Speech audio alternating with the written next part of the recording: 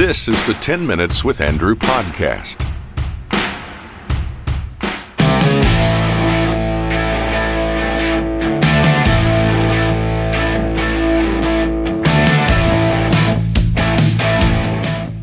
Welcome back to 10 Minutes with Andrew. Of course, Andrew again joined. I'm going to have Mark Chancey. Welcome back to the show. We're back! We're back. That was a great break. Yeah, well, basically it was like an Olympics break. The Olympic break. Yeah. Are we talking about the Olympics today? We're going to mention it, yeah. Really? Okay. What's new? Well, the Leafs suck even more than usual. And how was the Elimination Chamber? Yeah, you know, anyone who watches wrestling would tell you this, but it's not a good place right now. What, wrestling isn't? For a number of different reasons. Okay. But that's for a different show. Did it start with the John Cena? No. Tap out? No, that's no. No? No. That's for a different show. So we're going to do wrestling on this show? No. Oh. So what are we doing today, my son? Well, we're playing What Are the Chances? But, you know. Uh-oh. I hear a butt coming. Before we get into it, there's some things we want to talk about. Oh, of course. First off, Canada loses to the USA 2-1 in overtime in the Olympics. I will say This was last week. I've watched a lot of Olympic hockey in my time. I've watched a lot of international hockey in my time. That game against the U.S., I would say, was probably one of Team Canada's best ever played games. Yeah. Ever. They dominated that for, I'd say, 58 minutes. They got a somewhat goal lead with the new Presidential Medal of Freedom recipient, Connor Hellebuyck. We'll see how that translates to... Well, no, we won't. I was going to say we'll see how that translates to the playoffs, but we won't. No, not for the Jets. I don't think the Jets are going to make it either. They also blew their chances. Yeah. Two-man advantage, nothing. McDavid in overtime. Devon Taves. Terrible. Probably could have made one there. And Schaefer should have been on the team. Cost us a goal. And then Nathan McKinnon, totally uncharacteristically, this is the wide open cage. And I think Connor, God love him, great hockey player, tried to do a little too much in overtime, a little too quickly. Yeah. Twice. And twice it cost him. 3-on-3 is not a good way to end a hockey game, unless it's like at a carnival and you want to have some fun. Yeah. But anyway, as soon as you get into 3-on-3 and you make a play, if that doesn't go well, it's going the other way. Yeah, and the captain of Team USA did nothing, Austin Matthews. Very little, yep. And nobody really did anything notable in Team USA except for Hellebuyck, and Jack Hughes scored the winner. That was about it. So let's move on from that. To talk about something even more depressing. What's that? The Leafs?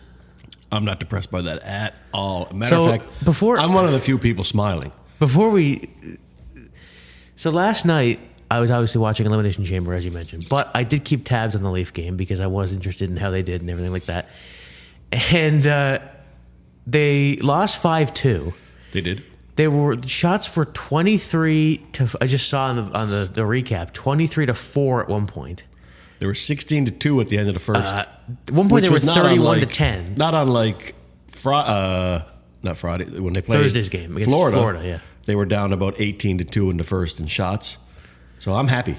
Don't get me wrong. They got blown out. They played terribly. Woll was pulled at some point, I think, and Stolarz was put in. It's kind of a mess right now. And as you mentioned, you're happy about it. I'm thrilled. Because we need to sell and rebuild. My biggest concern coming out of the Olympic break was they might win 1 or 2 games early, get to within 2 or 4 points of the playoff spot, and then start thinking, ooh, we could make it. And then they don't do what they need to do.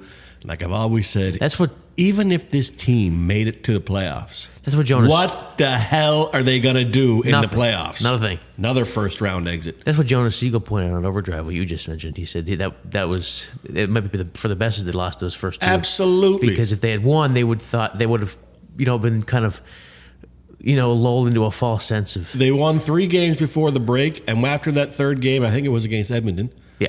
I said, I hope they don't come out of this break and win the first game because they're going to be thinking they have a shot at this. I'm not happy about a letter that was put out by the Keith Pelly letter was President really weird. Keith Pelly, which basically says it was the injuries. We had all those injuries. We're going to fix this and be back. They got one guy out right now. Yeah. Yeah.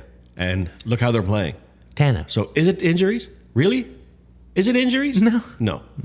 They had a full roster and in November and October when they were horrible. On the next show next week, we'll be able to tell you what they did at the trade deadline, because trade deadline is this Friday. What do you mean next week? I don't get another break? You just had a break. Oh, my goodness. So, yeah, the trade deadline's Friday, which means that we're going to find out if they sell. That should start before the trade deadline. Some people think that they might stay put. I don't know, but... If they stay put, I'm moving on. 54 years of fandom is gone if they stay put. I don't think Keith Pelly's the right guy to oversee this. You can say what you want about Brendan Shanahan. I don't think... I think he had more of a hockey sense. Keith Pelly is a broadcast executive that then went on to be the chair of the DP World Tour or commissioner, and now he's the president of the Toronto Maple Leafs. Do not put your fingers on any of this. I'm not even convinced that Treliving's the guy. I was just going to say, I don't think Treliving is the guy. I don't think he knows how to rebuild a team. But... because he never did in Calgary. One thing I'm still giving Treliving, there's still a lot of Dubas trash left over that he can't get out from under. Now he has a chance to get out from under all of it and build a team that he wants. And they need to build a team because I think, notwithstanding what your friend Sid had to say, Craig Berube is a good coach. I think he's going to go. Craig Berube was ever given a team that he could coach because they're not his players. They're not his type of player. I think it's like what Sid Cicero said. I do believe that this Berube got lucky kind of with goaltending last year and never had a handle on this. On the and his Stanley Cup win was a lucky thing too. Well, the thing about it is he's a defensive coach and everything like that. He had Alex Pietrangelo on his team and he had Binnington. Like it wasn't okay. Two guys. Yeah, but he hasn't he doesn't. I don't. Thing is, you drink the Sid Kool-Aid. I don't. I don't buy that. I don't buy that at all. I think he's a good coach. And what about all the players that say they love playing for Chief? They can love it all they want, but haven't heard that in Toronto. I must say, that is not a Craig Berube team. There is somebody. He has an issue with Nylander. They don't like each other. There's something going on there. I don't know about that. I think Nylander hears it, doesn't react visibly the way you'd expect him to. But I don't know. I don't think he would mind him. I don't think it's his fault at all, but I think I think they will can him at the end of the year. I don't know where this team went defensively, but it is a chit. I didn't say the bad word. Show in their own end. I've never seen a team so bad in their own end. Yeah. Even when they have an easy out, it doesn't get out. And this is the same defensive core that finished last year and went to the playoffs, who I thought were pretty tight. And they were actually getting some rave reviews from all the panelists about how good they were defensively. Yeah. So I don't know. But when you're outshot in 2 games in the first period, like 33-4, it's like you don't really want to win or you don't care. No, I don't want them to win. I need to drop them down, get in the lottery, right? Don't give Boston that nice big pick that they're waiting on. Get yourself out from under this tank. Yeah. I don't think the Leafs are going to be as bad as like Vancouver or Winnipeg or whatever, but I think it's for the long term. For this year, in order to tank to get a pick, Well, why not? They have nothing. Like they don't have a prospect. They don't have a pick. They need to tear it down. Well, they have like 3 good players. That's it. Name them. Matthews. I think Matthews is now an above-average 2-way player. I don't think he's a superstar anymore. Nylander. Maybe on another team, he would be. Nylander's good. He's very costly, too. He makes a lot of mistakes that, for some reason, are amplified, and the puck always ends up in the Leaf net. But anyway, again, Nylander goes to another team with a good structure for him, and, he'd win a Stanley Cup, I'm sure. And Nyes. Nyes is... I don't know if there's anyone for him to play with right now. It's a weird one. Yeah, you're right. Yep. Anyway, everything's on the table. If they're even talking to Bobby McMahon about an extension, whoever that is should be fired. They are. Why do you want to keep the same crew of people around that have not gotten it done for 9 years? Apparently, not meeting Bobby McMahon's demand of 5 times 5, which is what. Oh my goodness, $5 million for him. Wow. 5 years, $5 million.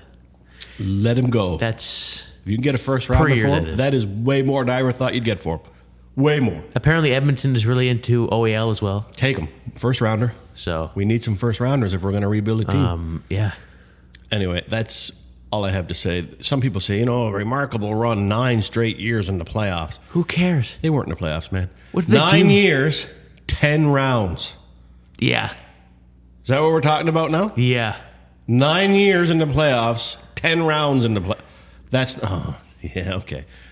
Okay. Anyway. Are you ready to play the game or are we done? But that would imply they only went to the second round once. They went to the second round twice, didn't they? Wouldn't it be 11 rounds? Who was the second round? Who was twice? The Florida the first time when they lost in the 5 games, and then last year when they lost in 7. Okay, sorry. So 9 years. 11 rounds. 11 rounds. It doesn't get much better. Good math. Good math. Even with all the school you're missing, you still got the math figured out, hey? So are we done our preamble? Because we're almost out of time. Yeah. All right, close it up. No. What? What are the chances? What are the chances? Where did I bet? The highly rated podcast game show. It's a podcast game show. Podcast show. Where did I play that? Post show. That's music. I know. Oh, okay. I got to do something over here. Jeepers creepers. What are the chances? First one. Do we do drum roll or do we just go in? I think there's your answer. This one came from you. Oh, I know this one then. What are the chances Steven Stamkos returns to Tampa Bay? Well, now he's denying the report. Yeah, now he says he wants to stay put. Yeah. Loves it there. Which makes sense because, they want to get rid of the... Loves it there. The rumor. So if I believe that, 0%. Do I think the Lightning would want him back? I'm not so sure they would. I don't think they do. He might be a team chemistry killer because they are rolling right now. I don't think I don't think he's... regardless of if he plays for a bad team in Nashville, I don't think he's that good anymore. Well, he'd be all right for a playoff run, I think. Maybe like someone like a Montreal would target him. Maybe. But I'm going to say 0% on that one. Montreal might be in the market for Kadri, man. They want a center and a goalie. I heard Bobrovsky possibly. Oh, my God. Yeah? I hate the idea of Montreal being better, but they are. Better than Toronto? Oh, way better. That's going to be a long time now. It's all better cyclical, right? Montreal Toronto. was terrible for a decade. They're way better than Toronto. Now, Toronto's going to be terrible for a number of years, I think. But anyway, 0%.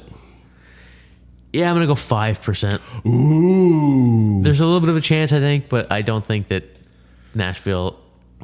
He probably will. They're gonna fire sale, I think, Nashville. I don't think he's going to Tampa Bay, though. I see all the rumors about Ryan O'Reilly are out there again. Yeah. He gets to go everywhere.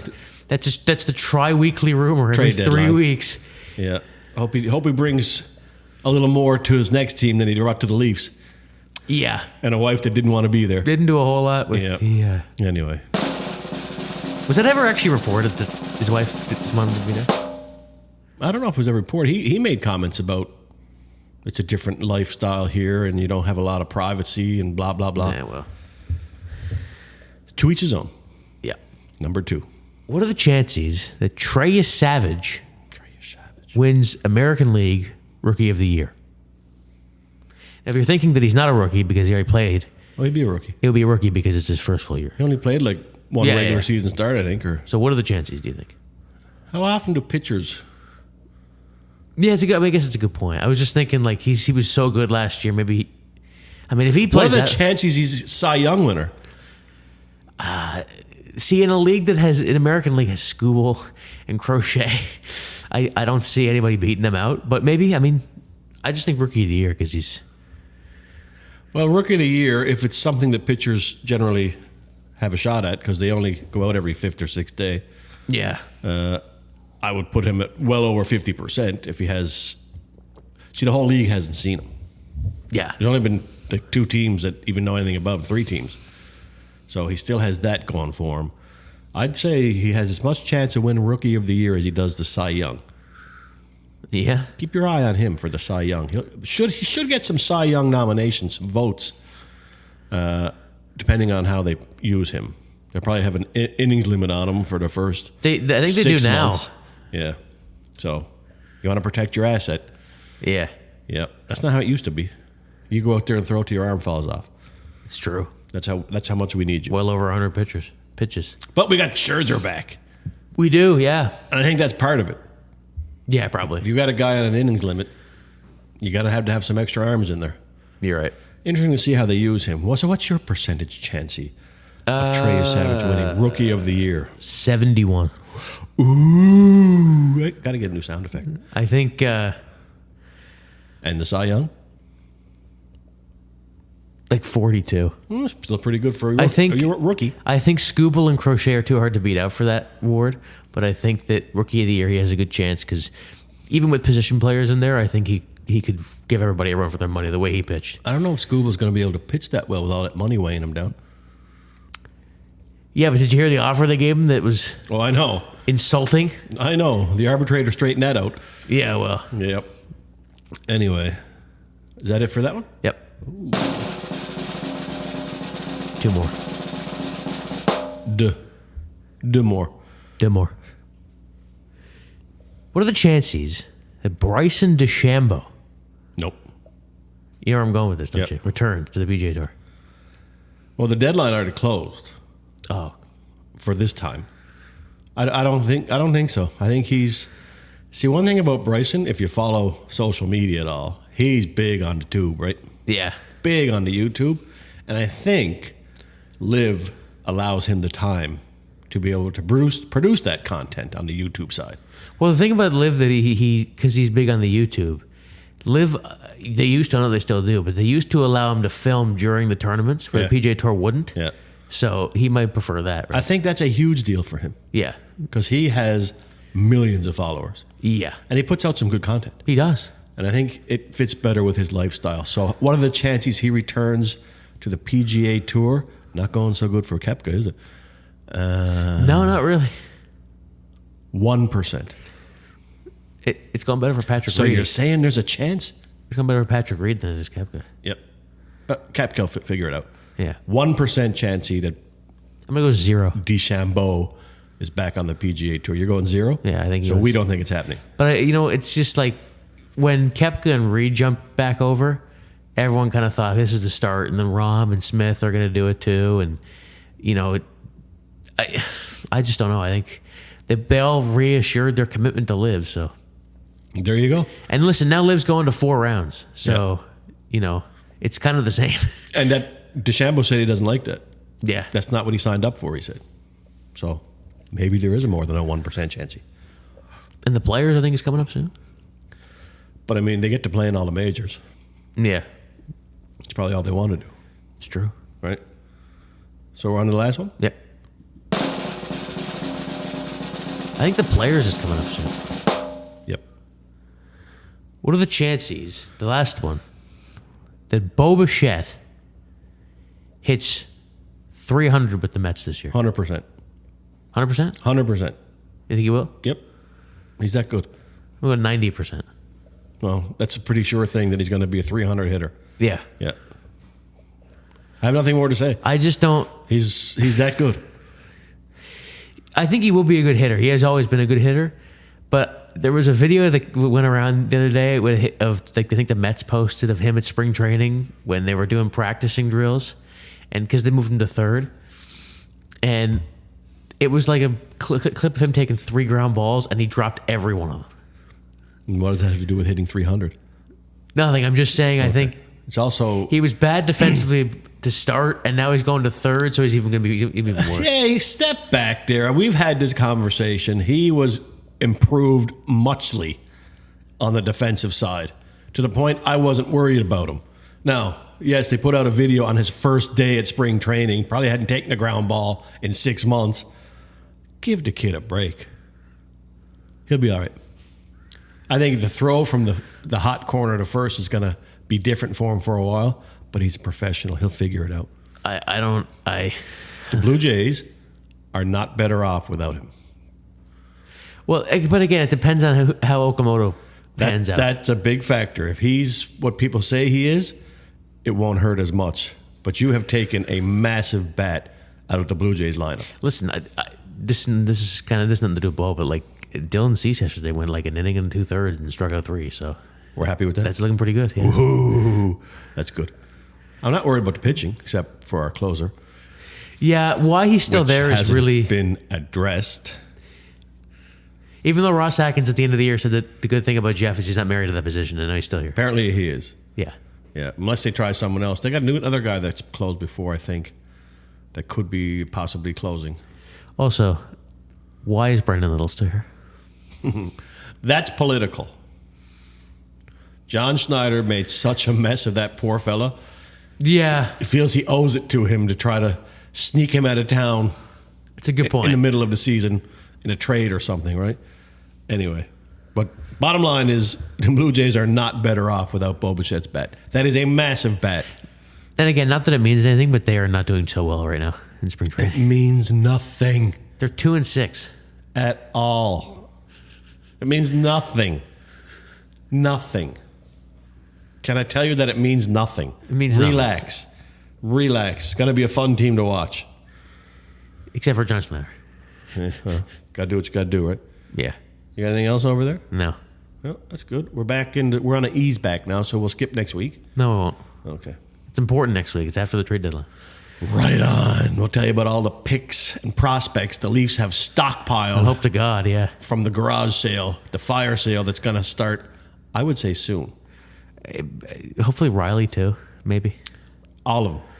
If Matthew says he's willing to go, you got to I read last night from Friedman. He said on the Saturday headlines that they're looking at they're widening their scope, I think, or something when it comes to the names they're looking to trade. The only two that they're not going to trade are Matthews and Nyland.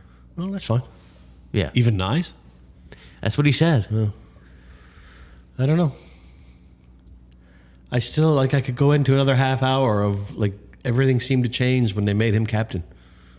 Yeah, the way he played. That's true. And don't anyone throw there that Marner's gone now. You think Marner had anything to do with them allowing 16 shots in the first period? No, it's not a defensive issue there. Anyway, Vegas is going to learn all about Marner. Yeah, come playoff time. That's it. So thank you for listening and watching this episode of 10 Minutes with Andrew. Find us on YouTube. Be sure to like and subscribe and comment next week with the next episode. The post-trade deadline episode. Post-trade deadline. See you then. Bye-bye. Bye-bye. Thanks for watching. If you liked this video, be sure to hit the like and subscribe buttons and turn on notifications to be notified when we upload new content. You can also connect with us at andrewchansey.com.